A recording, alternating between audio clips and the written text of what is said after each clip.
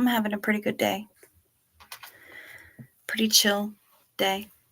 And I like that. I like it when it's chill, when it's relaxed, when we can all chill out. It's been a day. It's been a day for a lot of people. It's been Memorial Day, which can sit pretty heavy on some. And it's been Monday, which can also sit pretty heavy on some. Me, it's just been another day. Another day, we get through it. We keep going. Another day that I don't have an intro from Summer, but that's okay. Because she's busy too. And I understand. And it's okay. Another day when people are struggling with things that we can't possibly know about. Another day where we get through the best we can. We learn, hopefully, at least one thing new. And we try to be better people every day. That's what today is. So I don't have an intro, but I've had a lot of food for thought since I was catching up on things. I was watching things. I totally fangirled because I found out that I made Natalie Webster's recap. Oh my God! I flipped out. And I didn't even know about it until somebody commented that I had made the recap.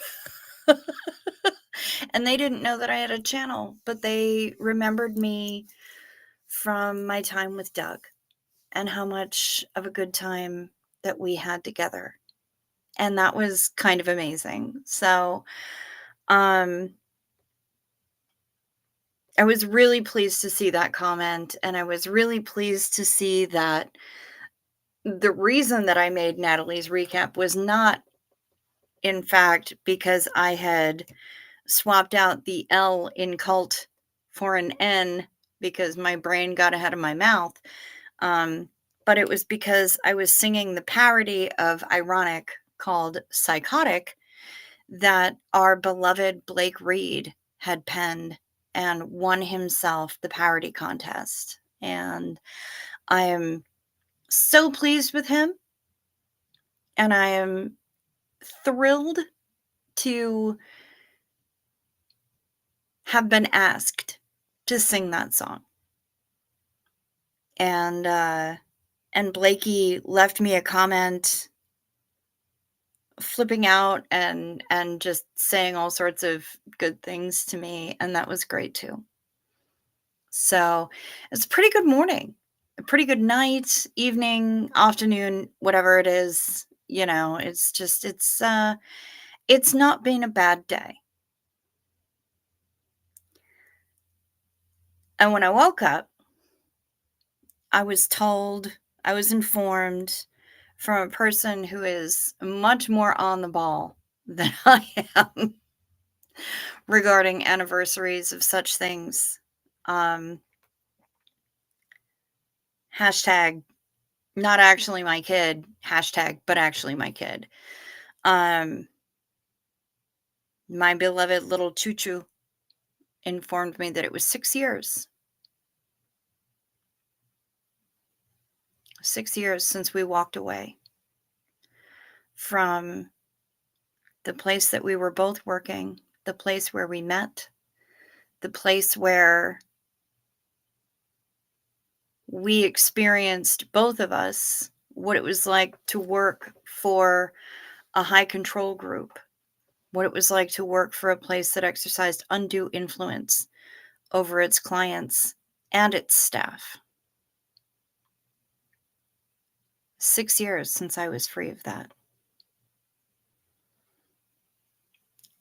And that's kind of a BFD, y'all. 6 years of freedom. And I know that some people are going to get all up in my tits about the fact that I use the word bastardes instead of illegitimi in the title, because they did that. They're trying to use proper Latin instead of the Latin from The Handmaid's Tale. But it was The Handmaid's Tale that I first learned the phrase in Latin for "don't let the bastards grind you down."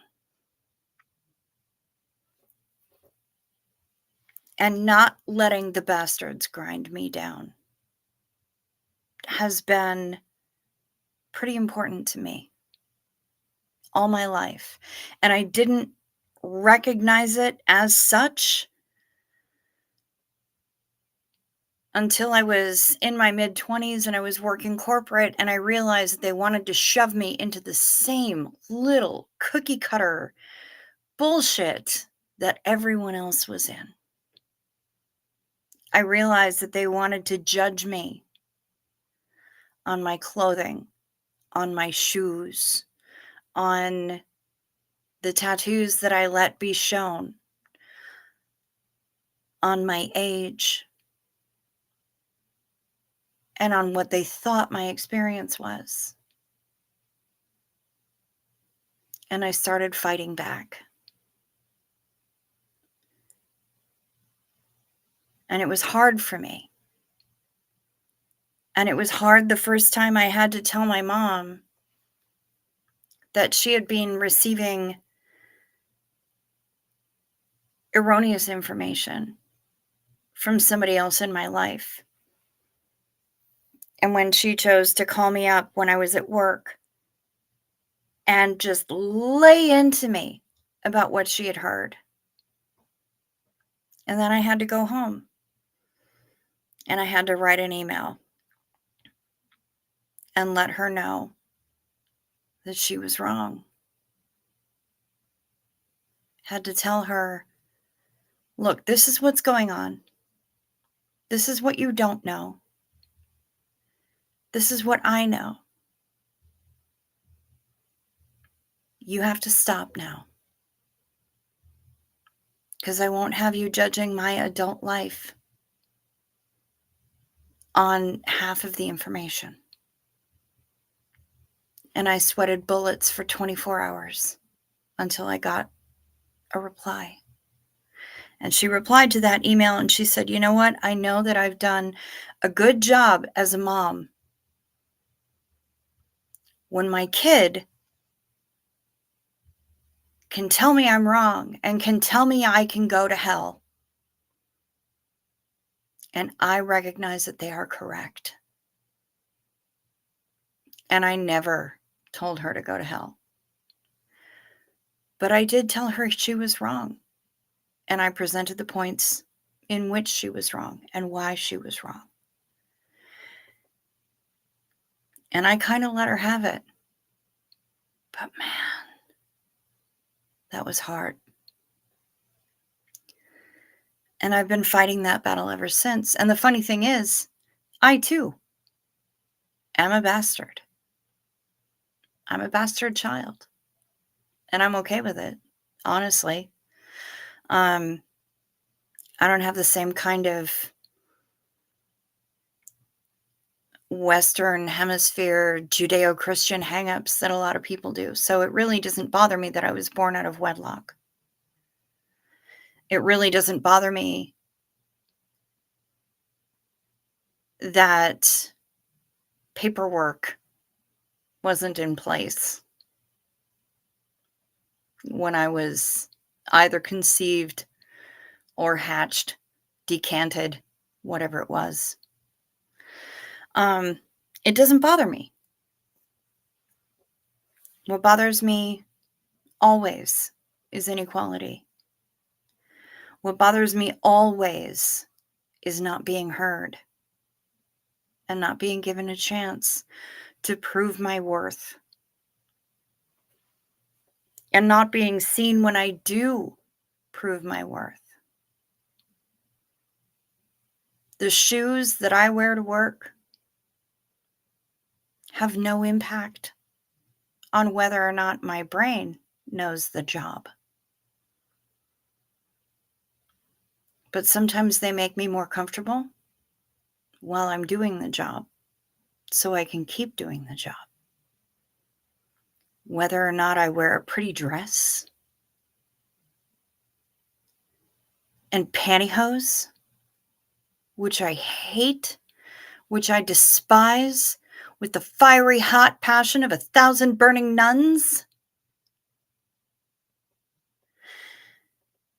or if I'm wearing a pair of black jeans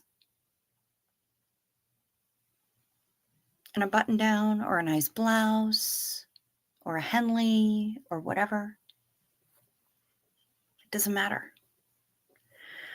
What I'm wearing, what I choose to dress the meat car with, never, ever affects the effectiveness of the job that I can do.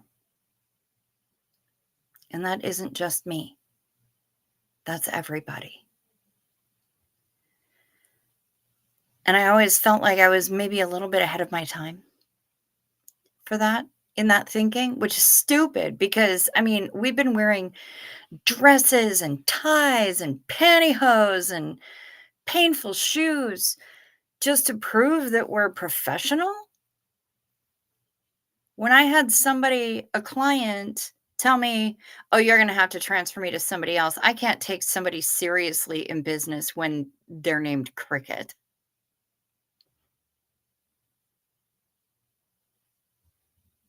Okay,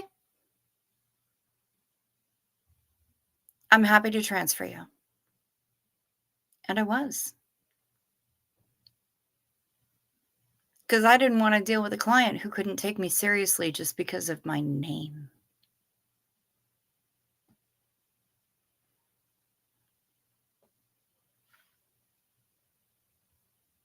But I'm really good at not fitting in. I'm really good at not fitting in. And we're going to talk about that. First of all, we've got something important to attend to. Because it's Hef's birthday. It is the birthday of the inappropriate heifer. It is the anniversary of her womb decanting. It is the day that the Hef graced the earth with her presence and began formulating herself into the force of nature that we all know she is. And for this, we celebrate. We celebrate the strength, the integrity, the hilarious humor,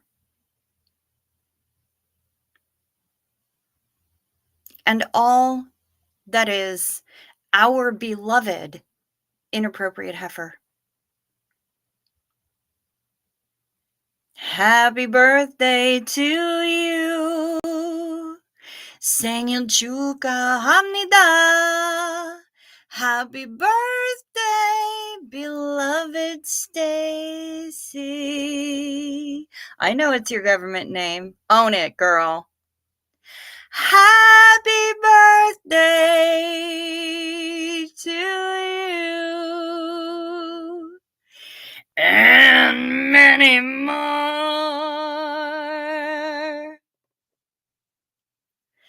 Zena Marlene, to you, Hef, I raise my glass. I love you, bitch.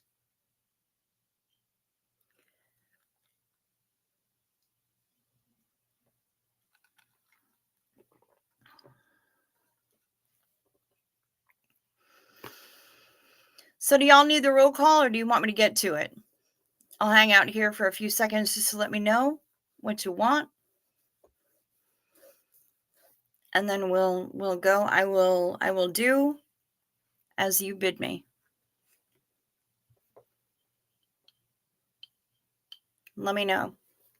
Story or roll call? I see all y'all.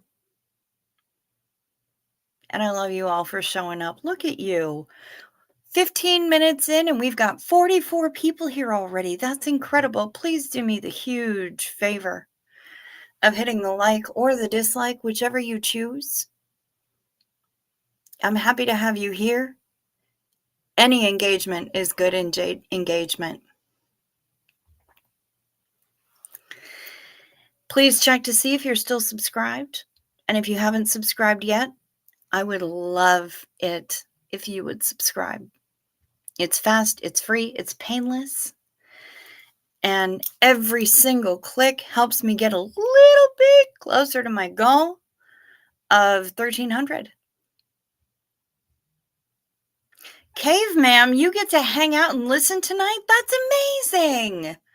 I love it. We're not just here for a quick smoke break anymore. Yay! All right, everybody's telling me story.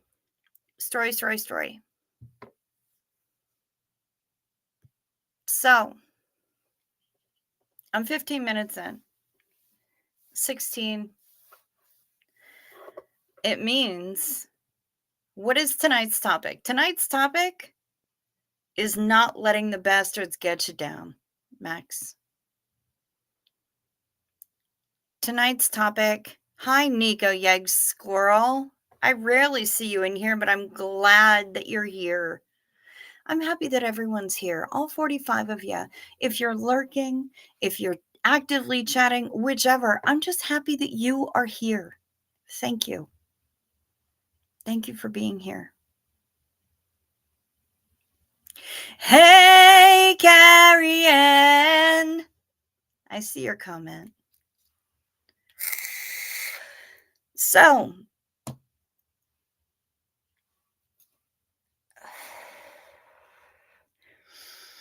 when I moved back here to hang out with my folks,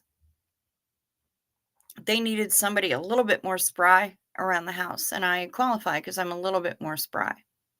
Not much, a little bit. And when I moved back here, obviously I was going to need a job, right? I had been living in Brooklyn. I was trying to do the independent travel agent thing. It wasn't quite working out, but booking here, booking there. And here I am, right? So I'm back.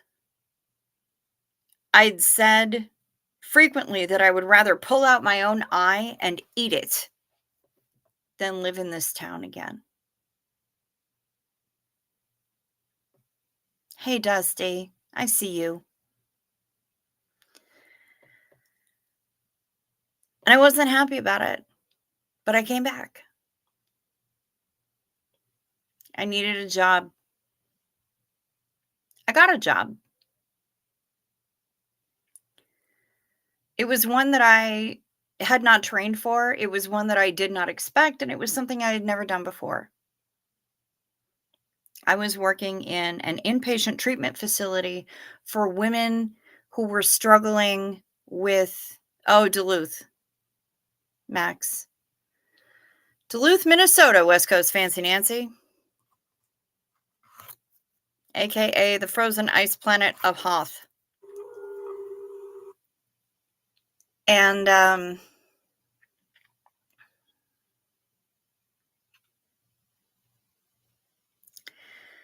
it was an inpatient treatment facility for women struggling with addiction to drugs and alcohol. I'd never done that kind of work, but I was interested in it.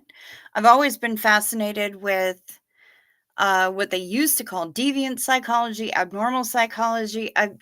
Brain meats are fascinating. Our brains are amazing, amazing things, and they can do amazing things. And I've always been interested in it. And I've never considered myself so fancy that anyone else is lower than me. So when the woman that I've known since I was 5 years old said, "You're up all night. We need night crawlers where I work. Come work with me." So we got together for lunch and we talked about it. And I said, okay, all right, I'll give it a shot. So parts of Minnesota are very clean, Max Smith. Not all of it, though. Good night, Dusty. Sleep sweet, honey. So, psychology is fascinating. I agree with you, Kimberly. It is absolutely fascinating to me. Always has been. Always. And I thought, well, this is going to be an opportunity to see different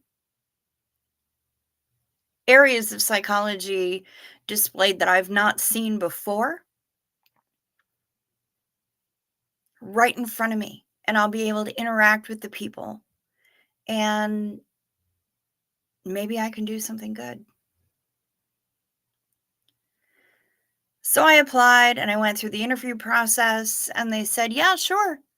Because, of course, they were gagging for people to work night shifts. And I told them, I don't want day shifts. I want night shifts. That's how I roll. And they said, okay.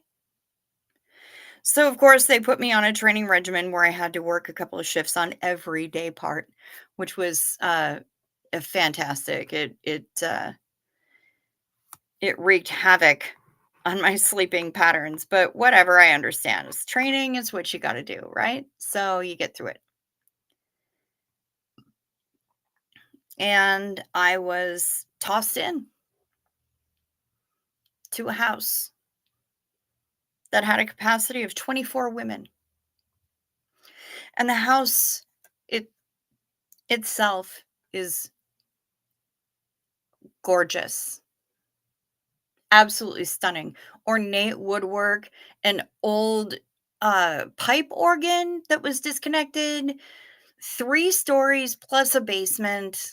Of course, my office was the basement. Of course, I had to do rounds and check on clients once an hour, and I had to look in on every room, make sure everybody was still there, make sure everybody was still breathing.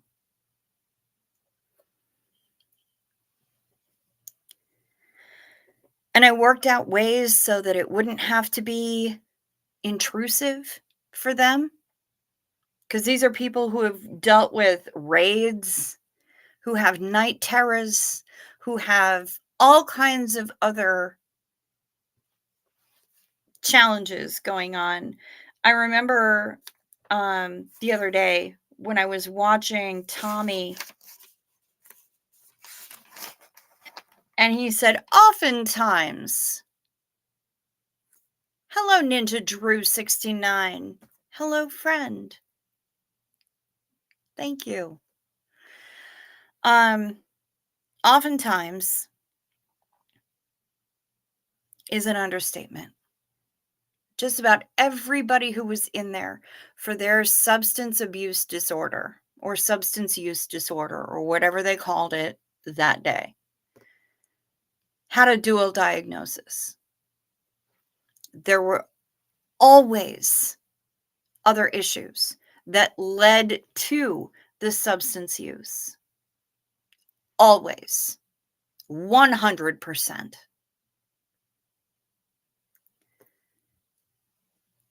And so I started doing the usual work.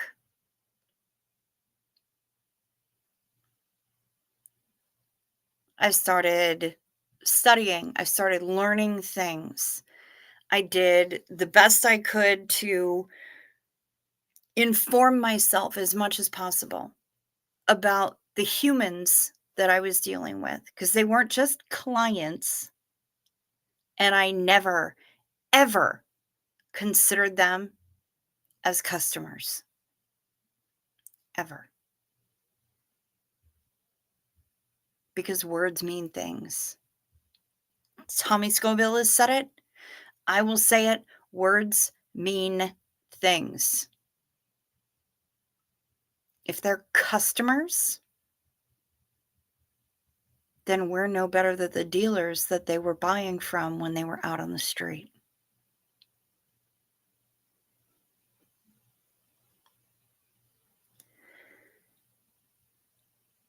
And I have my own issues. Addiction may not be one of them. The only addiction I'm aware of so far is nicotine. And well, a lot of us are plagued with that shit, right? I can walk away from a slot machine. I can walk away from alcohol if I need to. I can walk away from just about everything. And I know that I am fortunate in that. Extremely fortunate in that. And I count myself as fortunate and grateful on the daily that that's not a struggle that I have. But when you're on the overnight, I've heard people say that recovery is what happens when you're not in a meeting. Recovery is what happens when you're not in group. Recovery is the shit that happens when it gets real. And I've been on the floor holding people who were kicking, who were sobbing, snot, crying, the whole nine. I've held people up when they've had night terrors. I learned the rules so that I knew when to break them. And in the middle of the night, when somebody came to me and they really, really needed to just go outside and smoke a cigarette, I would go with them. Even though I wasn't supposed to. Because you know what? Fuck that. You're going to tell me I can't? What, because I'm not a provider? I'm not a counselor? I don't have a license? Where are you at 3 a.m.?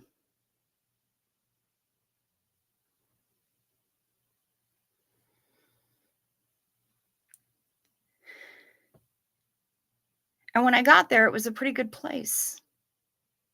And we went through a lot of shit together. All the ladies knew that I didn't have a substance use disorder, but that I also didn't feel like I was better than them in any way. That I had my own challenges to deal with. I had my own CPTSI to deal with. I was not better than them. I was just the bitch with the keys. I could get into the med closet. I could throw ibuprofen at them if it needed. I could, supervise their P tests. I also figured out and displayed to upper management how to beat those P tests and how easy it was.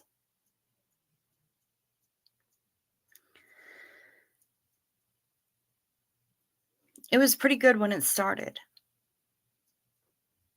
I think a lot of things are.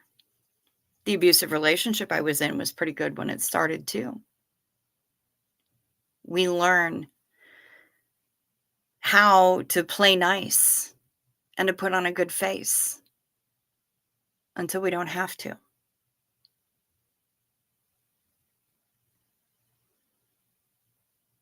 My ex did that. Put on a good face until he realized that I was roped in. Thought I was trapped.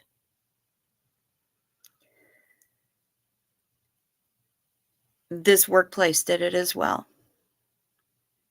They claimed to be multimodality treatment center. That they weren't just one thing. It wasn't just, oh, well, we're only going to do 12-step. We're only going to do Minnesota model. We're going to do all kinds of different modalities of treatment. We're going to be super, super inclusive.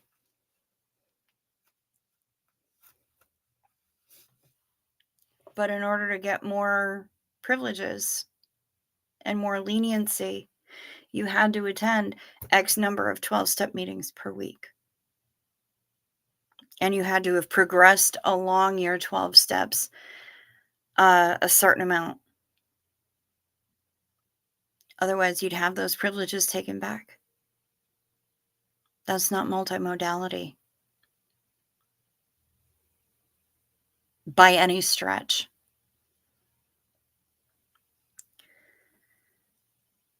They said to their staff that they were going to take everything, all of the information into account. And if you have mental health needs, that you would be able to get that time off. That was also a lie. There were so many lies. They lied to the staff up and down. They treated us like shit. And it was traumatizing. But we worked. And we worked. And the revolving door kept spinning of employees. And we did what we could. And every time we picked up another shift, maybe it was a double. Maybe it was our third double in a row.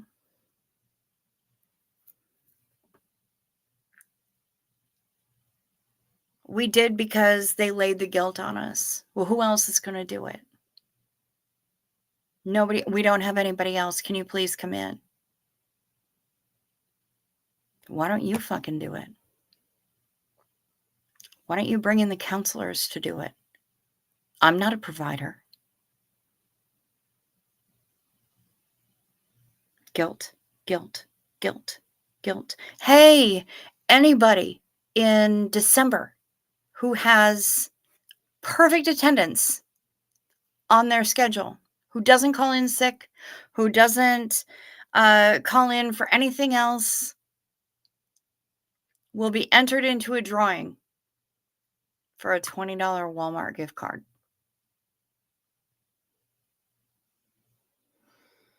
By the end of the month, there was one person in that drawing. It was me. That drawing was never held. I never got the gift card.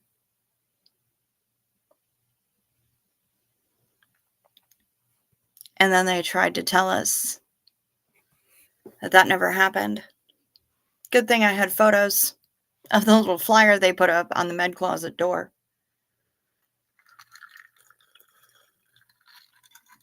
No, nobody got time off in whatever month. Nobody got it because meow, meow, whatever.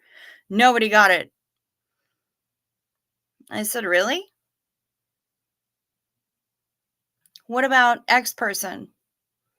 And thanks to my choo-choo, I was able to give not only the name first and last of the person who got vacation time, even though I had been putting in requests and been rejected, even though I had been putting on those requests, I need a mental health break. But we also showed photos of the actual schedule.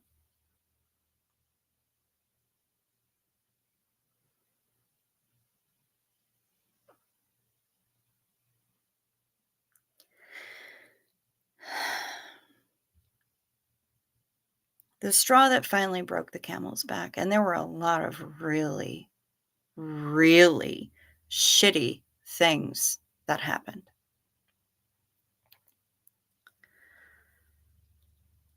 was that we had a client who came in and identified as non-binary. That client had suffered a lot of abuse, and they had chosen a different name. This name hadn't suffered the abuse. The name on the birth certificate is the one who had suffered the abuse.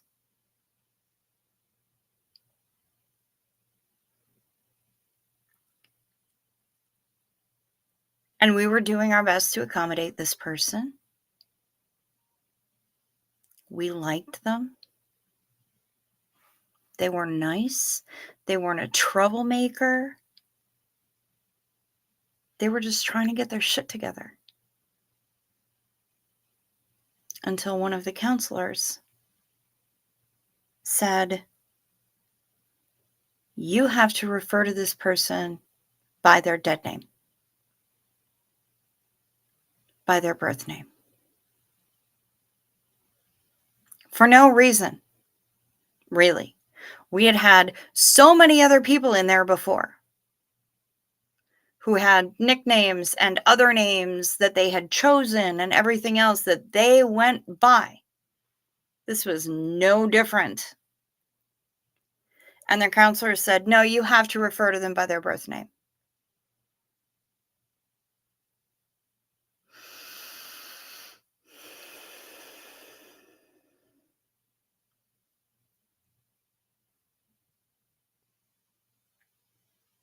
And as I was doing rounds on the overnight that night, I was by myself, by the way, because at that point, the organization for which I was working, which I will not name here, I will simply call them cunts and dumb twats, because that's what we called them, Choo Choo and I. As I was doing rounds that night in a house that was full, 24 clients, 1 staff. Against the law? Only a little bit.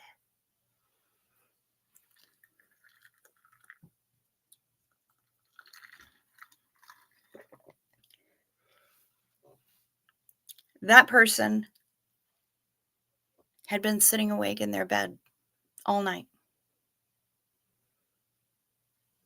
And I would greet them. And I would do my checks and make sure everybody else was breathing and present. I'd go back down to the office and I'd do my thing. And every hour I would go up and I would do my rounds and I would check on everybody and I would do the thing. And the first time I went through to do wake ups, I had to do 3 rounds of wake ups. Yeah, you think a little bit, Max? Staffing seems a little bit low. We should have had at least 2 people on.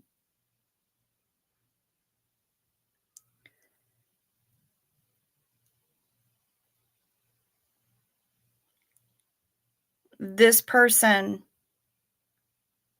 started speaking to me in a voice that I did not recognize. As the morning went on, this person was having conversations with somebody that I could not see and I could not hear.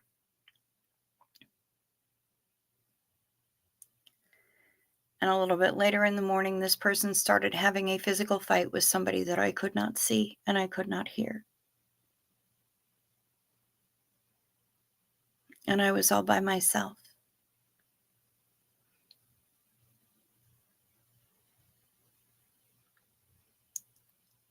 With 24 clients in the house. And then they left.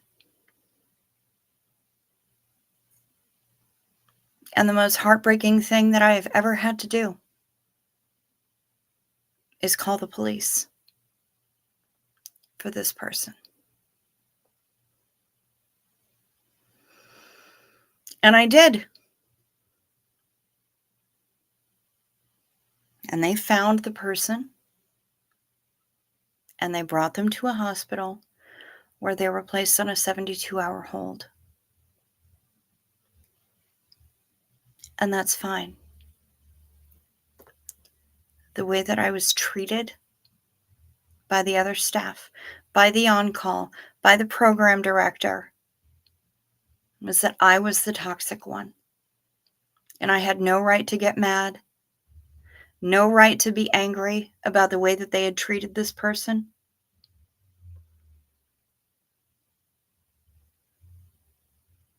And it broke me.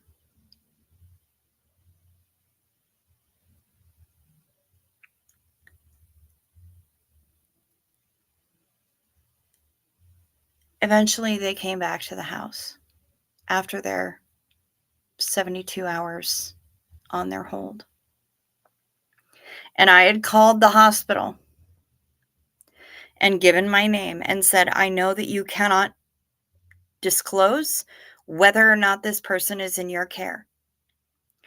And I know that you cannot put this person on the phone with me, and that is okay. Please, if this person is in your care, let them know that I am here and that I care.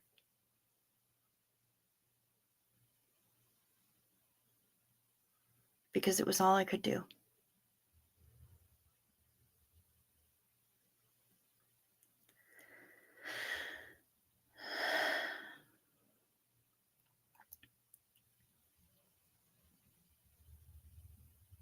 It wasn't long after that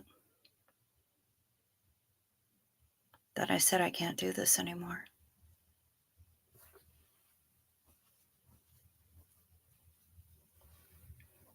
I walked in to do my cleaning of the counselor and the program director's office. Because that was the other thing we had to do on the overnight, because everything got thrown to the overnight, all the filing, throw it in the overnight. They'll take care of it. Any going through belongings of new arrivals, overnight will handle it. We don't feel like dealing with it. Charting, let the overnights deal with it. Emptying waste baskets, doing fridge temps, all the other stuff. It got thrown to the overnight. And we did it. And we knew what kind of a position we in. We knew. And I walked in and I'm cleaning and I'm emptying waste baskets. And I go into the program director's sacred area. And I see a cartoon on her desk. Printed out, sitting on top of everything. Because I otherwise would never have seen it. What's on their desks is none of my business. But I happen to glance over and I'm like, oh, a cartoon. And the cartoon said, when I die, I want my staff to bury me so they can let me down one more time.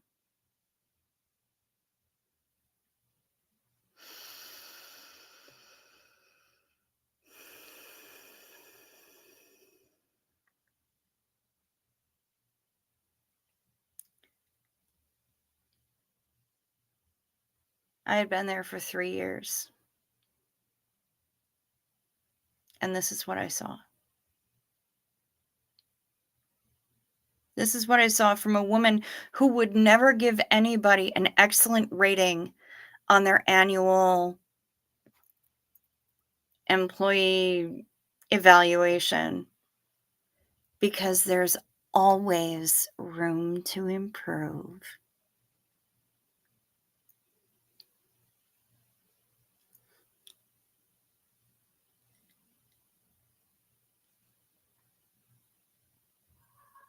But all of a sudden, it was a big deal. All of a sudden, I was rummaging around in her desk. I was shuffling through her papers. I had no reason to do that. I didn't give a fuck what was on this woman's desk. Much like I didn't give a fuck what was on anyone else's desk. But because I saw it, and she chose not to hide it, I was the bad guy. and I was toxic. And I had been acting beyond my scope. I'm not a provider. They hammered that into my head. I know I'm not a provider. I know I'm not an LADC. I know I'm not a program director. I am none of those things. But I give a shit about humans. I give a crap about the people who are in our care.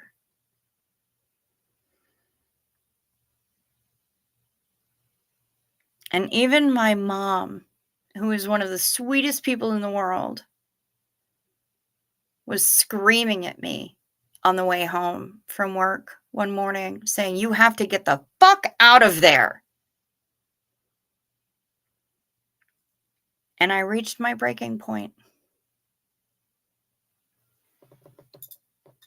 I reached my breaking point.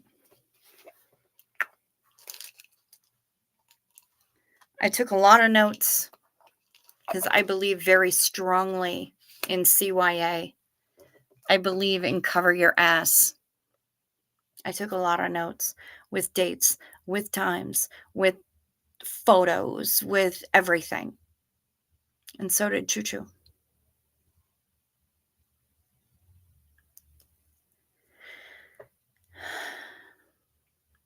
And we went to the compliance officer for the company. The two of us. And we had a page and a half of items.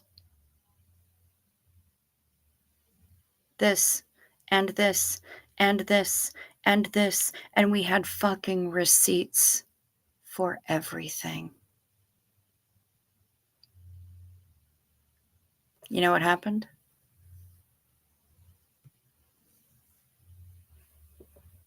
Nothing. Nothing. And when I saw that nothing was happening, I started really thinking on it. And I said, you know, I tell these women all the time that the best thing that they can do is advocate for themselves. And if they don't know how, they should find somebody who will help them learn, who will lead by example, who will whatever. Because they can do it. They are strong enough. I've helped clients write victim impact letters from the abuse that they received. I've been a cheerleader for them when they've gone to court to read those victim impact letters. I've seen heartbreaking things.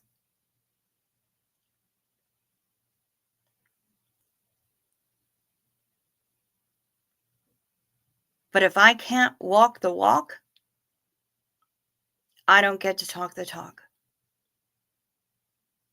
And now it's time for me to walk the walk. You can only do so much by trying to change the system from within the system. And I know this because I've tried in multiple different areas, multiple different industries, multiple different settings. I have tried.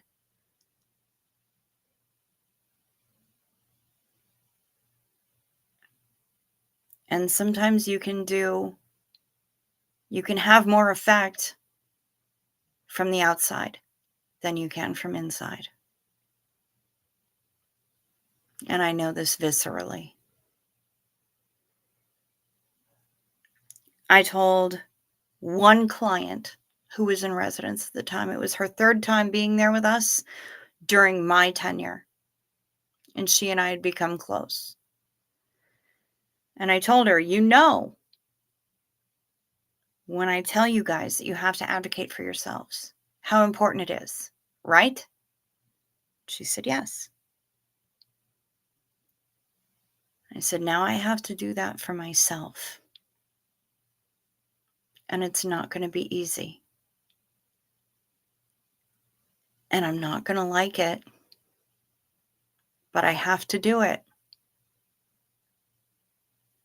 Because maybe I can be of more assistance to you outside of this organization than I can from within. Do you understand what I'm saying? And she started to cry. And she said, yeah, I understand. I don't like it, but I understand. And I want you to know that I've got this. This is my last time here. I'm going to do this thing.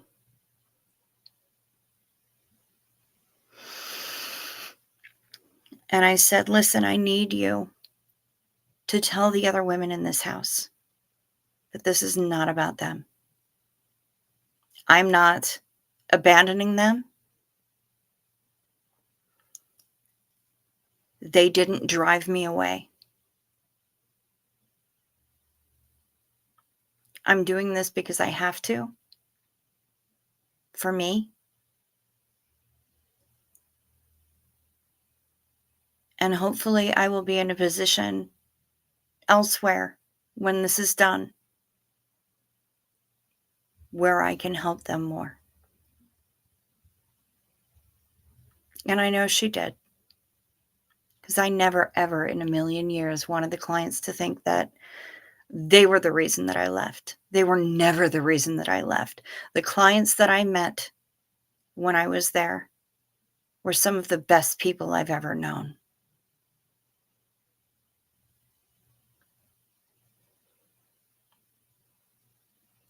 But I couldn't stay there anymore because I was being abused. My coworkers were being abused. We were all being abused. It was all coercive control. It was all a lot of nonsense. But we did it.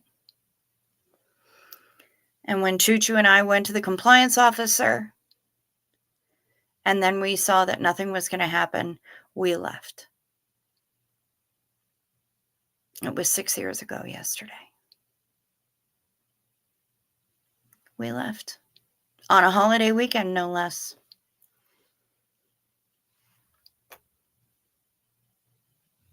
And all I said in my resignation letter was, due to circumstances beyond my control, I can no longer remain employed at this establishment. This is effective immediately. And I signed it, and I put my keys in the envelope, and I sealed it, and I put it in the program director's mailbox. And I walked out. And Choo Choo did the same thing.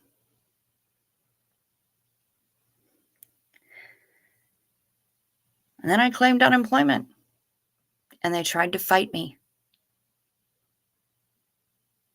3 different hearings with an unemployment lawyer. And they tried to pull out all the big guns, and all I pulled out was receipts.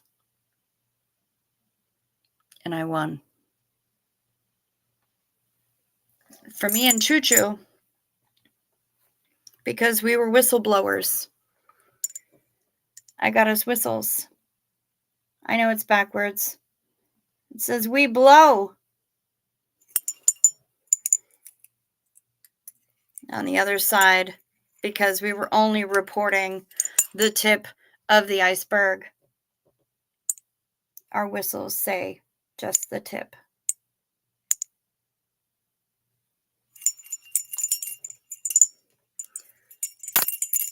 This is something that hangs on my corkboard right in front of me, and I look at it every single day. And I gain strength from it every single day. I got one for me and one for her. And I had been thinking for a while about a new tattoo. And I had mentioned this tattoo during the lifeboat tonight, and we're a little bit late for it. So let me do night meds, and then I'll tell you about the tattoo.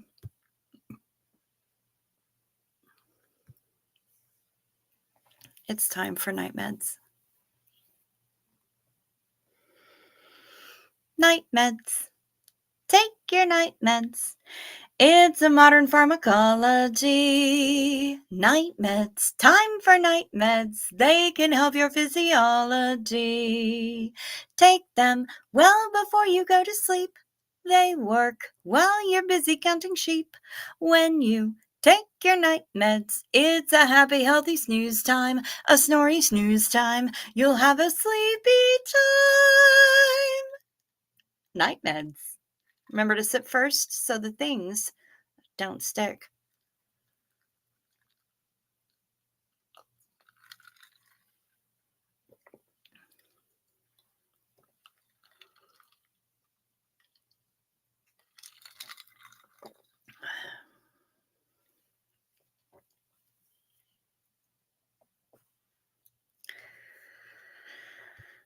So I left. The day I left, the one client that I told came out when I was being picked up from work, and she cried. And she talked to Mrs. Cricket's mom. And she thanked her for having me, which was kind of crazy. And for what I understand, she is a waitress now. And Tutu ran into her where she was waiting tables. And when they saw each other, they screamed. Both of them. They just screamed. And there were hugs and there was sobbing and everything else. And I have to get over there because I need to see her. And apparently she's healthy and she's doing well. And every once in a while, I'll run into one of the clients in the wild. I'll see them and I'll see them healthy and I'll see them happy and I'll see them living their life. And they'll do a double take and they'll look at me and I'll just kind of nod because I can't call them out in public. I respect their privacy and their past. I have to wait for them to acknowledge me. But when they do, it's pretty amazing. And I love it. She came out and she talked to mom, and then I sobbed all the way home. And my folks were leaving for a camping trip with my brother and his wife, and I don't even know if they brought the kids with them or whatever, but they were gone. I had the house to myself. Other than feeding the cats and getting up to pee occasionally, I slept for damn near 2 weeks.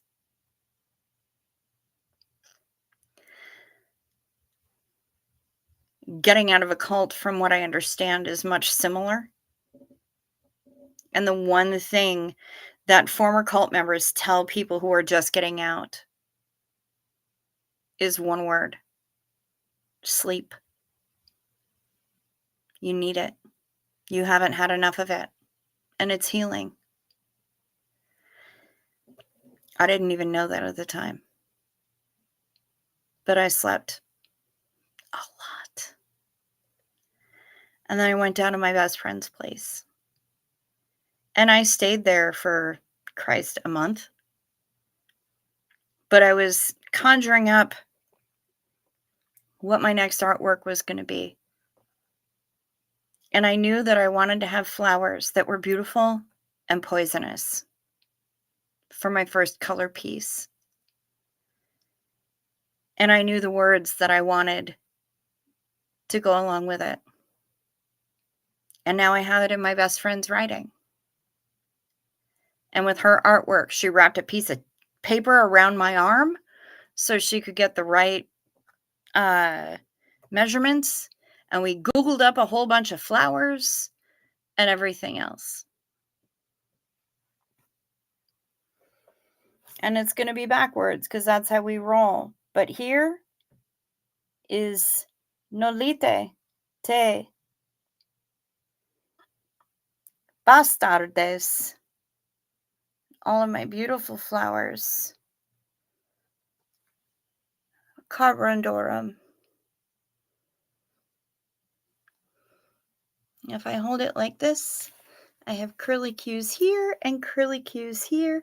The placement wound up being damn near perfect the very first shot. And the tattooist said, wow, that almost never happens, actually. That's a really good sign.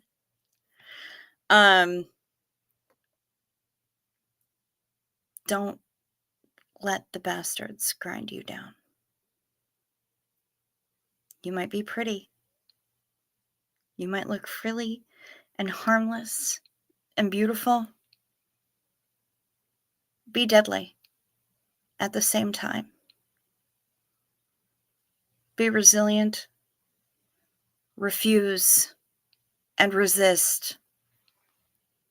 Don't let the bastards grind you down. And if you have an opportunity, don't let the bastards grind anyone else down. And the best part is that the handwriting is my best friend's. So I can look at that every single day and know, like, I have 2 other tattoos that my best friend did the artwork for. But I can't see them. One is on the back of my neck and one is my tramp stamp. This one I can see multiple times a day. I keep her with me all the time. And that message stays with me. We all need little reminders to keep us going. I have a spinner ring that says, keep fucking going. And I spin it a lot, but I can stop and look at it and it tells me to keep fucking going. And I have this beautiful art. I have a black lotus and hemlock and gorgeous wisteria and nightshade, and I have so many beautiful things that it doesn't come across on the camera very well, but it's beautiful. She did beautiful work. And I have her handwriting. And I would know her handwriting anywhere.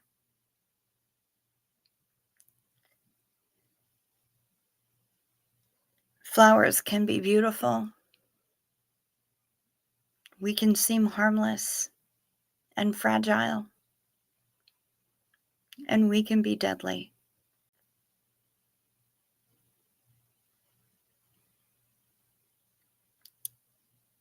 About a year after I left, I was working for an outpatient place. Outpatient recovery.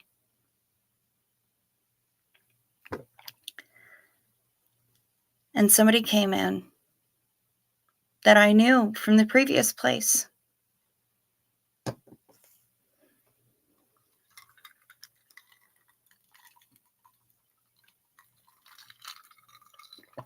And I was handling admissions at the time.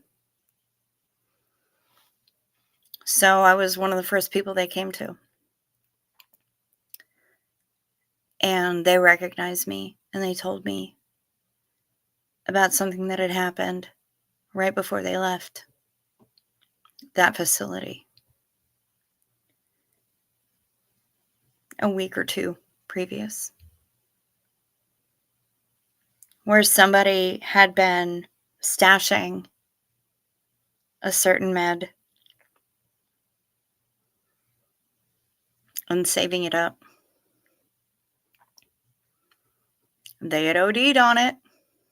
They saved them all up until they thought they had enough, and then they ate them all at once.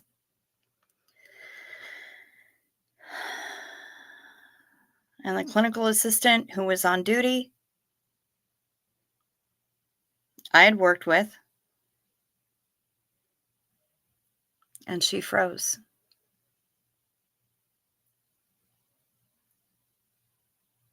It was the clients that had to start CPR and call 911 because she froze.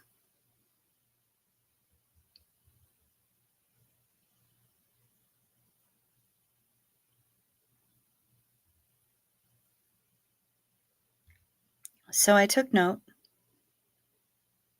and I did everything I could to keep my face from displaying what I felt.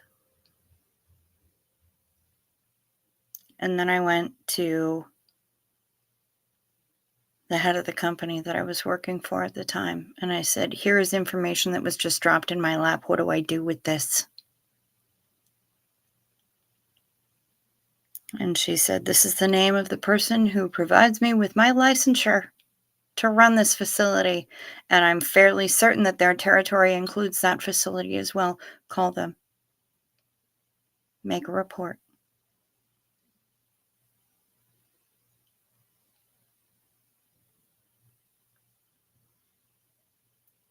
So I did.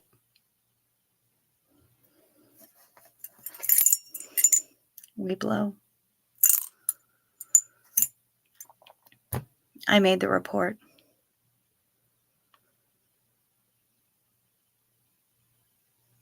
And I found out not that long later that that house and a number of other facilities under the cunts and dumb twats reign had been investigated on the same day.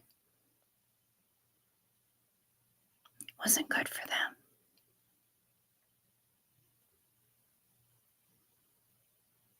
And then I found out a little bit later that our lead CA, our program director, and another person who was handling office work all walked out on the same day, and the program director was suspected of embezzlement.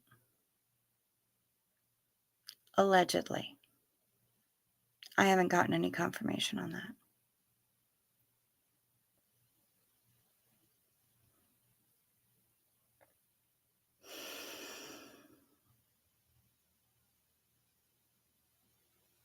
Six years ago, I left.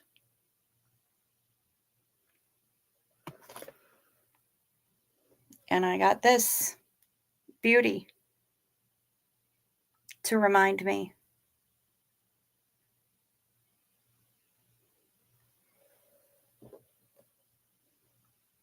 Don't let the bastards grind you down. Ever.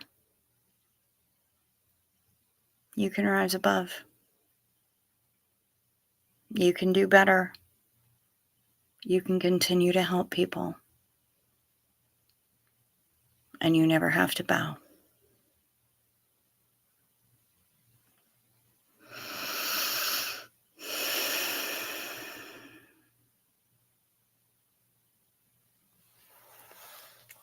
Six years.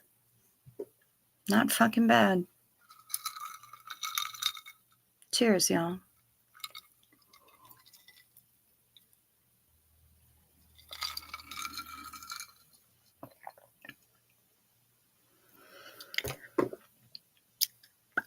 So that's what I got.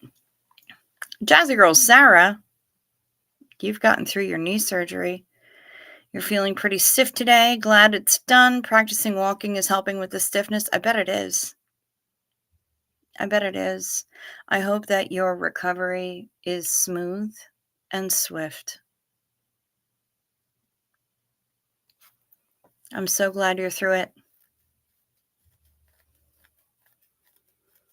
Anne Maria, the cat is on your lap, which means you're not going anywhere for you for a while. The ducks, they'll figure it out. They'll get by, I'm sure. And cheers right back at you, Nicole Yonker. So yeah, that's the story time I had for tonight. It's an anniversary. It's not always an easy anniversary, but it's also a really victorious anniversary. I have no regrets about the way I left there.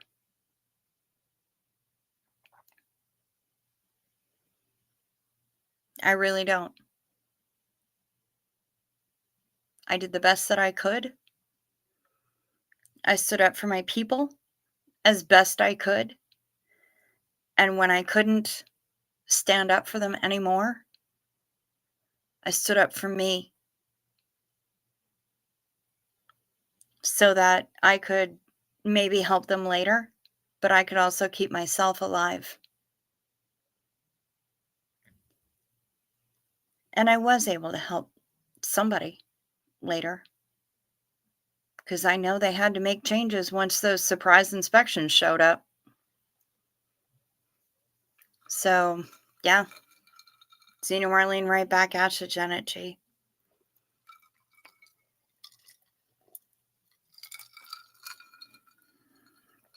Oh, you will, sunshines. You will. I mean, and this is part of the thing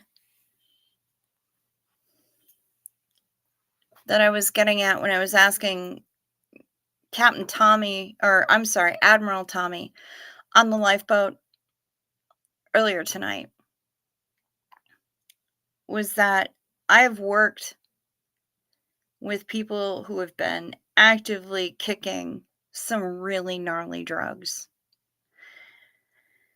I have worked with people with night terrors. I have worked with people with all kinds of other diagnoses on top of their substance use, and they're trying to get out of use, and they're just trying to help themselves get their shit together. And it doesn't help when the system itself is being confusing. When the system itself is giving you more than one message at the same time.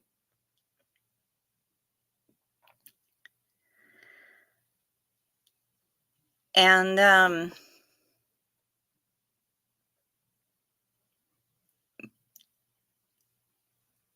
they knew just from how I behaved that I had their back, that I wasn't going to stand for bullying, that I was going to stand for them being who they are, and I was going to meet them where they were at.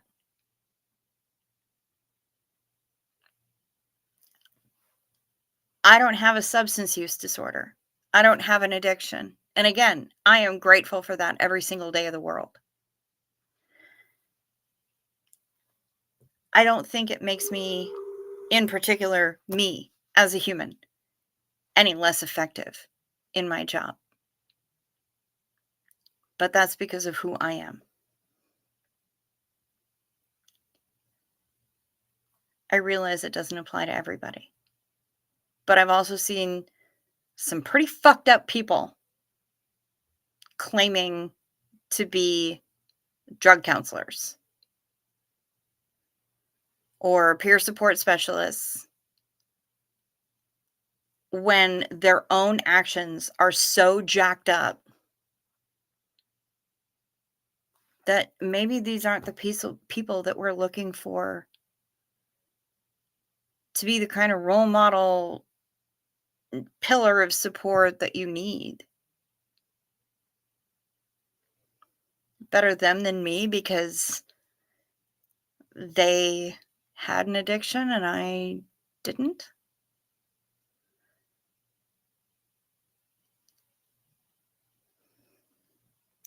And there's more tea I could spill on that, especially here in Minnesota, especially here considering some of the people that I've worked with. I don't know. I don't know what to say. All I know is that I was considering at one point going into getting an LADC licensure, a licensed alcohol and drug counselor licensure. And there were enough LADCs who told me, yeah, don't do it. You haven't had an addiction. You're not for real. They won't accept you.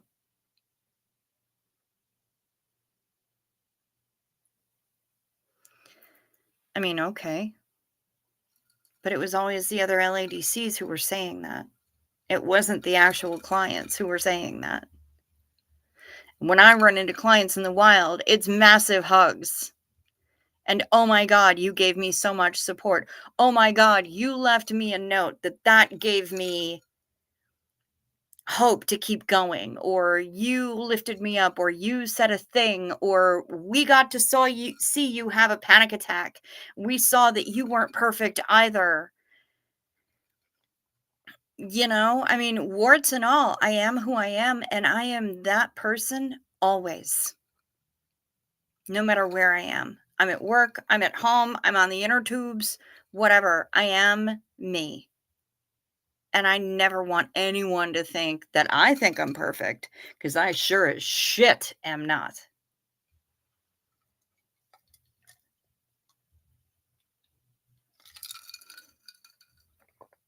I just I just want to help people, and I always have. And I thought that I was, until that organization, and reading the notes, all of the information that I got when I was filing for unemployment and they fought it, then they had to release a lot of documents. And those conversations between on-call people and everything else telling me that I'm the toxic one,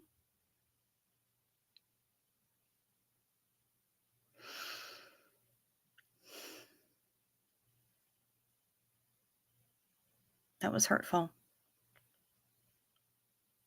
Not gonna lie. That was really fucking hurtful. When all I was doing was standing up for my clients. I was advocating for the clients. I wasn't trying to be a provider. Calm down. I realize the only thing I can provide is all the fucking gabapentin in the world and Advil. No, workaholic panda, I am not still working in the same field. I went back to travel. Now I have my own agency and I'm doing my thing on my own. I'm not working in that same field.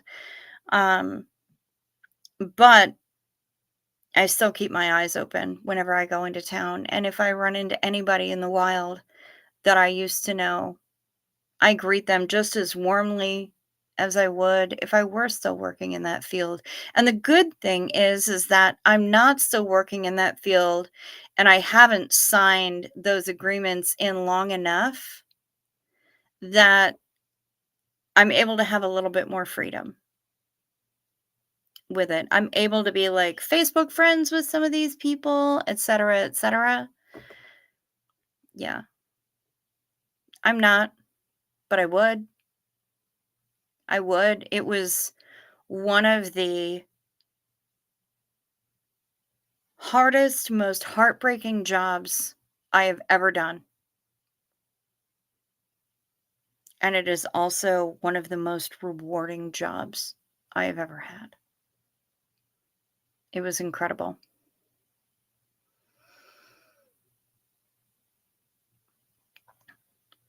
So I loved it. I love the clients so much, both inpatient and outpatient. Loved them. Loved them. Loved seeing them. Loved chatting with them. Loved watching them progress and grow and learn to fully occupy the space to which they are entitled as a human. Loved it. But it was a time of a lot of trauma as well that I couldn't tell them about. And it wasn't their job to deal with. They had such hard jobs anyway, just getting their shit together. That's not an easy job. Kicking from whatever drug it was that was their DOC. That's a hard fucking job.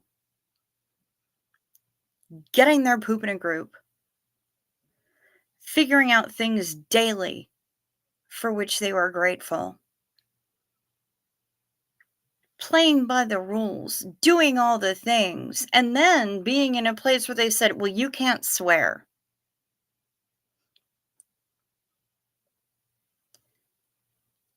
What? Well, people out here don't swear. You want to bet? And guess what? Swearing helps with physical pain. It's been proven. There have been studies. And you want to tell me somebody who's in more misery than a person who is kicking heroin? Tell me they don't get an opportunity to drop a few F bombs. They get licensed to do that. They're going through it right now. Let them say the words. If it helps, let them. And shut up about it. But bite model being what it is,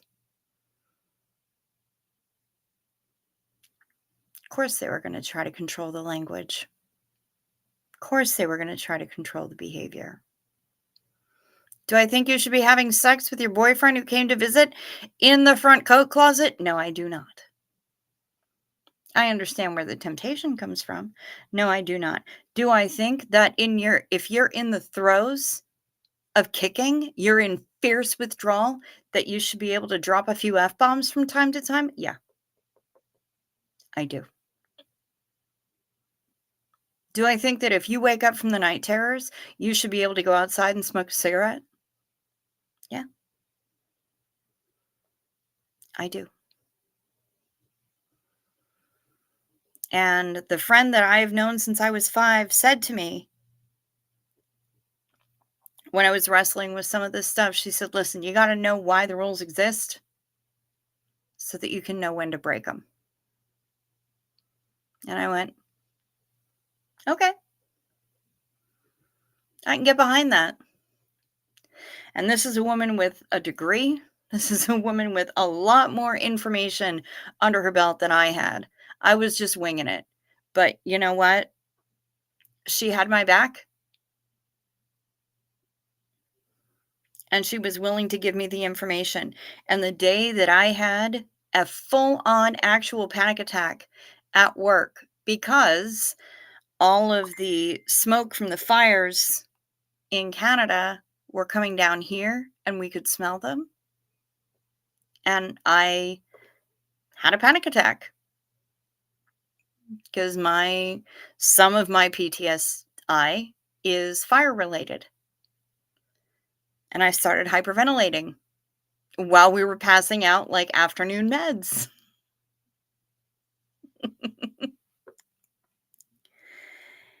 And they went and got her. And she's like, what's going on? And somehow I managed to convey to her that I was having a panic attack. She's like, you can go home. I can cover. And I refused. I just said, nope, just give me some time. I'll get through this. I just need to not for a little bit. I need to not smell that smell. I need to find a place where I don't have to right now. And I'll get through it for the rest of the night. And she said, all right, I'll take over the meds. And she did. And I found a little corner to hole up in. And I got my shit together. And it was fine. But it was that night that one of the ladies said, holy shit, you're not perfect. And I said, oh my God, not by a long shot. And I would never in the world want you to think that I am. Where on earth did you get that idea? I said, I'm just as messed up as any of us. My areas of being messed up are slightly different than yours, but that's really the only difference. And Yeah, you have to know why the rules exist so you can know when to break them.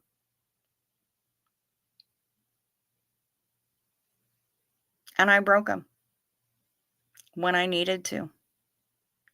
I wasn't supposed to have excessive physical contact with clients, but you know what? When I was doing rounds and somebody looked like they were in distress in their bed and I approached and I said, "Hey, are you okay?"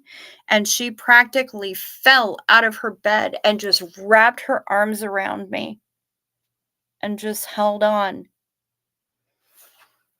And I was like, "Do do you need a hug? May I touch you?" And she said, "Yes, please." And I gave her a hug. And she had been having terrible, terrible dreams. And she just needed somebody to show up at her bedside precisely when I did.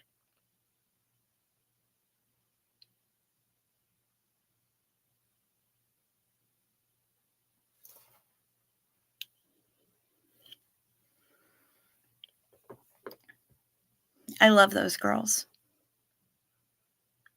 And I would be a bulldog for them, a pit bull for them,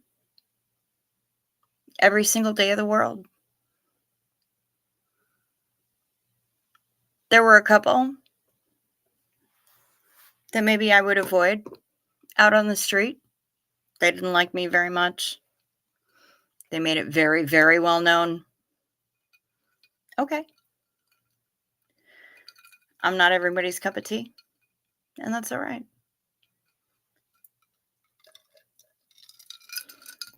In any case, they would have to acknowledge me before I'm allowed to acknowledge them, so it works.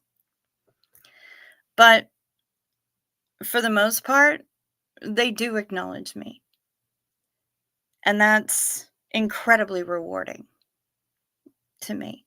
It helps me a lot. It lets me think that maybe I really did make a difference. Maybe I really did help. And maybe, maybe I could be an LADC without having had a substance use disorder because I've got enough experience and I've done enough reading, not from college, not from my book learning, but from practical experience and interaction with humans, from being a chronic pain sufferer and being denied any kind of painkillers at all, besides what I can buy over the counter. Because God forbid you give somebody an effective painkiller.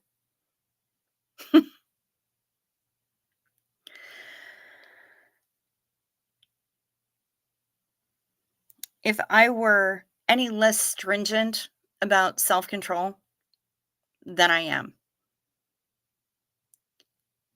I would be out seeking medication on the streets. If I were any more stringent about self control than I am, I would have a full blown eating disorder.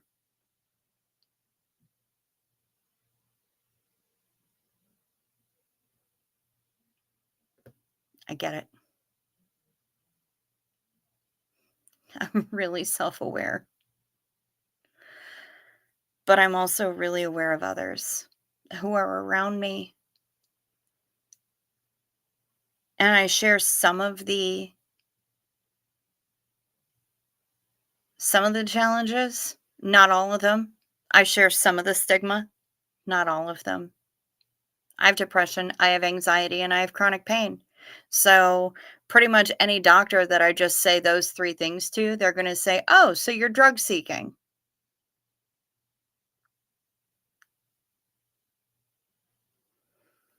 No, I'm relief seeking, and there's a fucking difference. Find me some answers, and in the meantime, make it hurt less. It's not rocket surgery.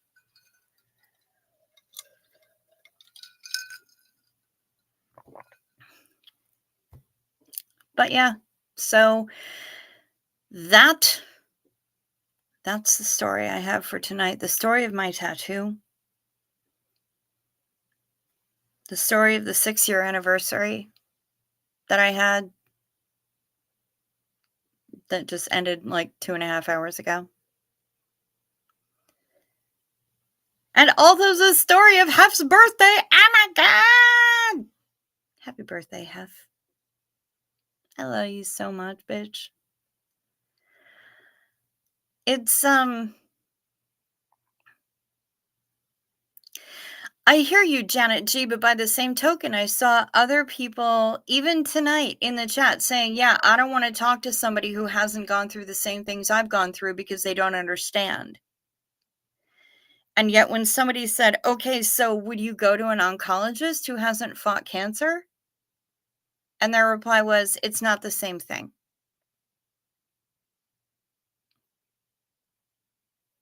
Okay. But whatever, you know? Either way, those are the stories that I have for you tonight. And also, did I mention that I fangirled? Because I wound up on Natalie Webster's recap yesterday. Totally fangirled. I flipped out because I got a comment from somebody going, I saw you on Natalie Webster's. I'm like, what the fuck? Did somebody actually clip that I swapped out the L for an N in cult? Did somebody clip that and she actually played it? No, it was because I sang Blake Reed's song during the chatathon. And that's okay. You know what? I'm okay with being famous for that. Than accidentally saying cunt when I shouldn't have.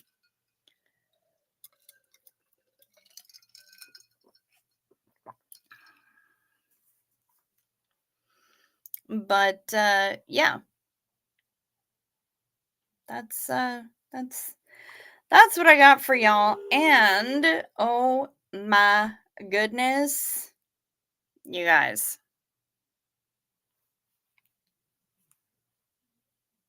Would you look at Phil right now? He is ridiculous. Would you look at this dog?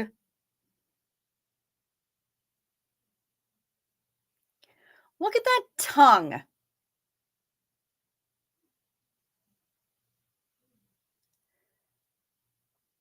I love Phil. And I know that y'all do too. Phil's the best.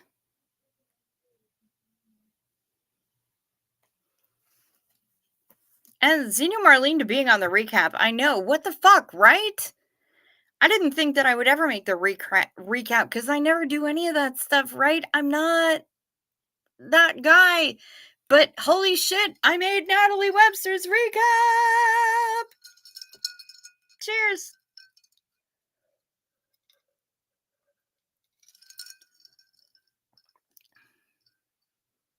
We love Phil. Interesting. Jenna G, I've never asked my addiction therapist whether she has an addiction history. Never occurred to me, and she is amazing. Nice. Yes, I did see that Brian gave us permission to have a Phil emoji. I know, right? Me too. Me too. I was shitting bricks. Like, somebody left a comment and said, I saw you on Natalie Webster's recap. I'm like, the fuck? So I went to this morning's yesterday morning, technically's recap, and I was like, and there we all were. It was bonker doodles. I loved it.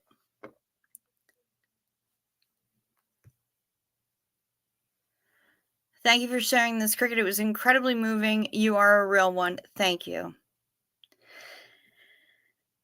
It's just part of my real life, yo.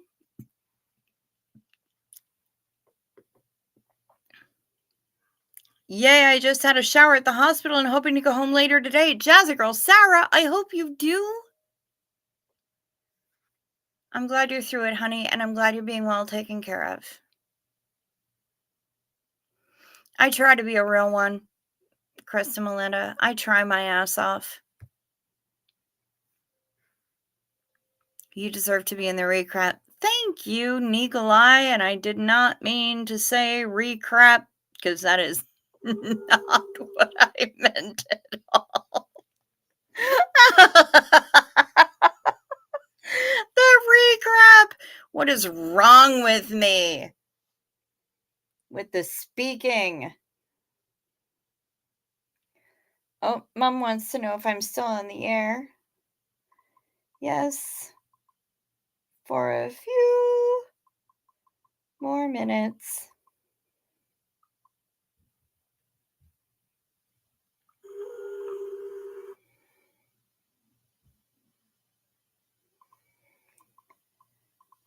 What you need?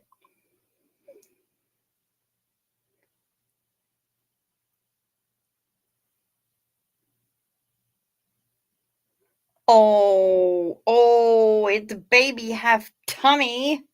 Mini half. Look at the mini half. It's the baby. The belly of the mini half. Oh, the positive life. You sent baby pics. That's exciting. Thank you, half. Oh, Tamu, shut up.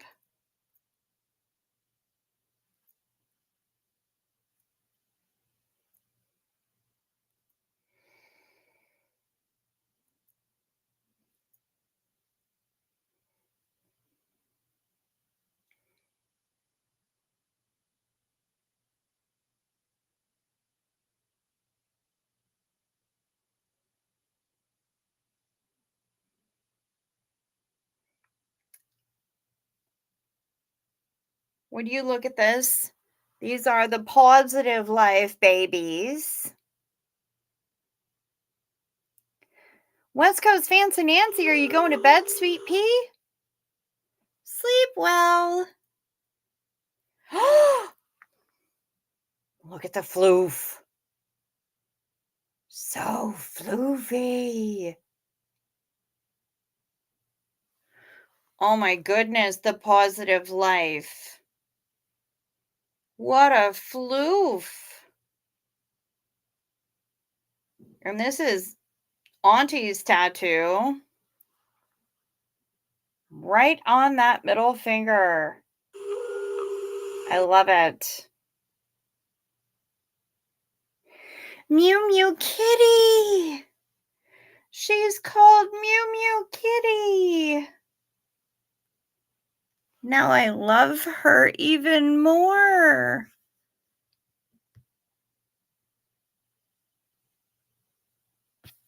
Mew Mew Kitty.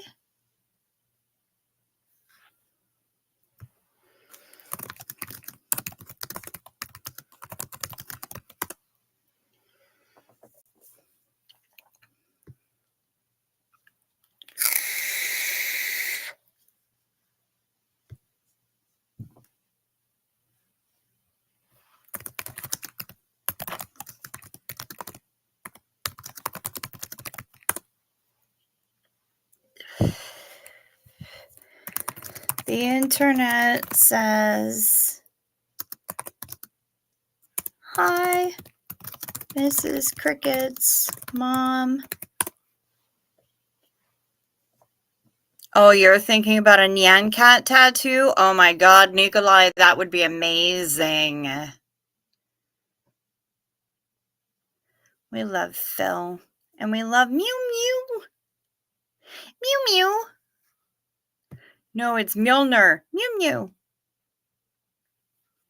It's Mew Mew. I have other stuff to finish first. Okay, whatever. I'll handle the food stuff and the boozes. She bought a bottle of Moscato or Prosecco, whatever. It's bubbly. And they didn't finish it tonight, so I need to bring it upstairs. And the tray that they had their dinner dishes on. And Mom says, "Hi back, internet." I told her that the internet said, "Hi, Mrs. Cricket's mom," and she says, "Hi back." A neon cat tattoo. Nyan, nyan, nyan.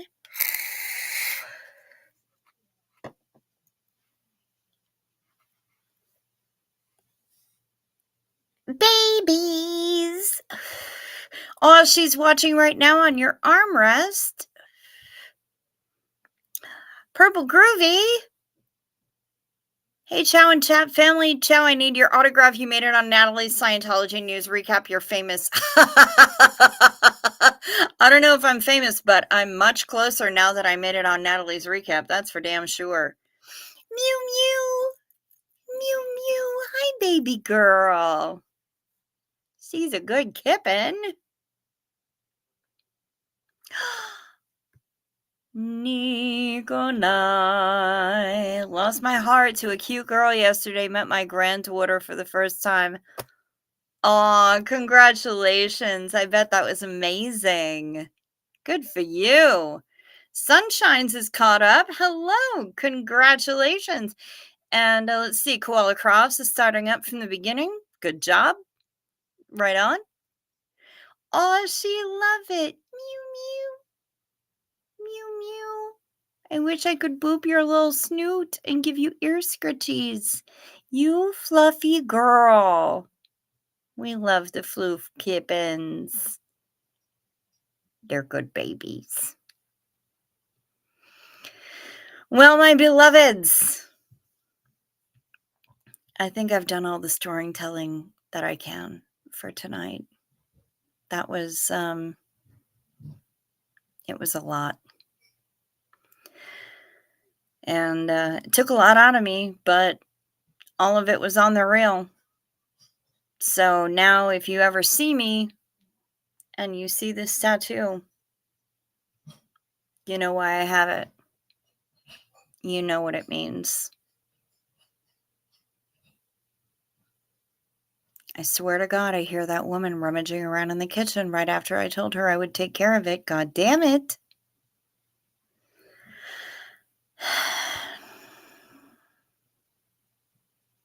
Anyway. You want a tattoo, Sunshines? I know. I've got the itch. I've got the itch for my nest ink. For sure. It was emotionally draining, Pamela. SP Butterfly. It was emotionally draining, but it was good as well. I felt like I needed to share that with you. And now you know a little bit more about me. You know, I learned so much about all of y'all when you hang out with me. I learned so much about your lives and your backstories and everything else. And now you know a little bit more about me. But I'm an open book. I'm willing to answer damn near any question. There are very few questions that I will not answer, and some of those are just simply due to security concerns. But yeah.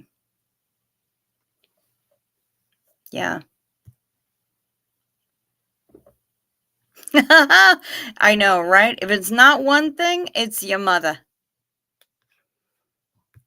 Heather McLaughlin. Peace and love to all who need it. I know, I always love being in the corner booth with all my dirties. You mean a lot to us all. And me, my friend. I can email you the one tattoo I have thus far. I have 1, 2, 3, 4, 5. 5. This many. 5, 5, 5, 5. Let's sing a song about 5. How many is 5? Yeah, I will tell you, Sunshines, you may be a tattoo virgin now. You get your first one, they're like potato chips. You can't just have one. You're going to start wanting one about halfway through the first one healing. Not going to lie. It's just how it goes. I don't make the rules. I just follow them.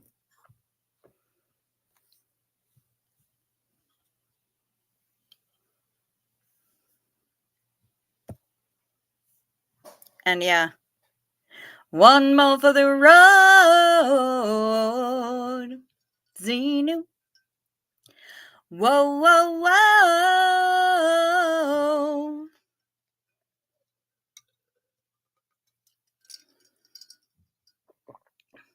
I hope that y'all have a great day, a great afternoon, a great night. My first one may be Denny's. Nice. Well, Brian, you have 11 tats. I mean, you were in the Navy. I expected you to be, if not screwed, blued, and tattooed, at least tattooed. Just saying. I will be back here tomorrow, same bug time, same bug channel. Thank you for everybody who hung out with us, whether you were lurking or chatting.